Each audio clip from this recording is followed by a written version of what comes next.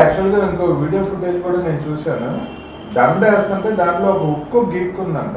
అది వెంటనే దండ ఇలా పక్కకి లాగేయడం, తర్వాత ఖర్చు పెట్టి తుడుచుకోవడం, జగన్మోహన్ రెడ్డి గారు ఇలా చేపెట్టడం అవన్నీ కూడా వచ్చినాయి అందులో. అమ్మదేనమ్మ అయితే రాయితో కాదు రాయి కాదు, ఏం కాదు, ఇదంతా పెద్ద డ్రామా. అంటే గజమాలలో ఏదన్నా గీసుకుందని చెప్పేసి డ్రామాది కాదు, మొత్తం అది ఒక దండ వేస్తుంటే గజమాల ఆ దండనే ఇలా పక్కకి ఎవరో లాగేశారు. అయితే ఇది పక్క డ్రామా ఇలా గీసుకొని వెళ్ళింది అన్నమాట. ఇది పక్క డ్రామా అండి, ఇది పక్క డ్రామా. చూడండి,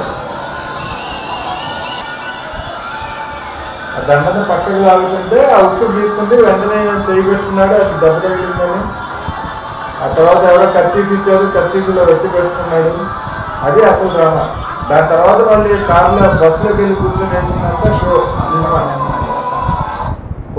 మంచి ఆర్టిస్ట్ అండి, మంచి ఆర్టిస్ట్. ఎవడో కొట్టలేసి వెళ్ళేది. మేము ఇందాక వీడియో కూడా అది చెప్పుకుని తెలుసా, జగన్మోహన్ ని కొడితే అలా ఉండదు, కొట్టింది కాదు అది, కావాలని చెప్పి కోయించుకోవాలి, గీసుకున్నా. 50 మంది కూడా లేరు, రాయేసినోడు దొరికిపోతాడు ఎవడన్నా వేస్తే.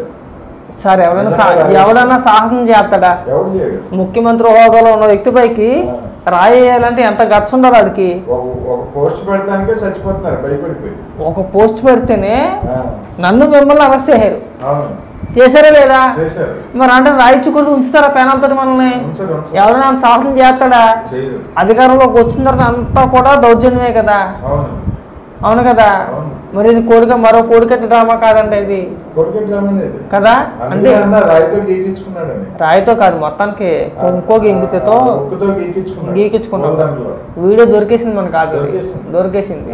ఎన్నో డ్రామాలన్నా పని అవుతాయి. ఇంకా రేపు నుంచి సాక్షి టీవీలో కానీ, ఈ వైసీపీ నాయకులు కానీ, ప్రస్తుత మంత్రులు కానీ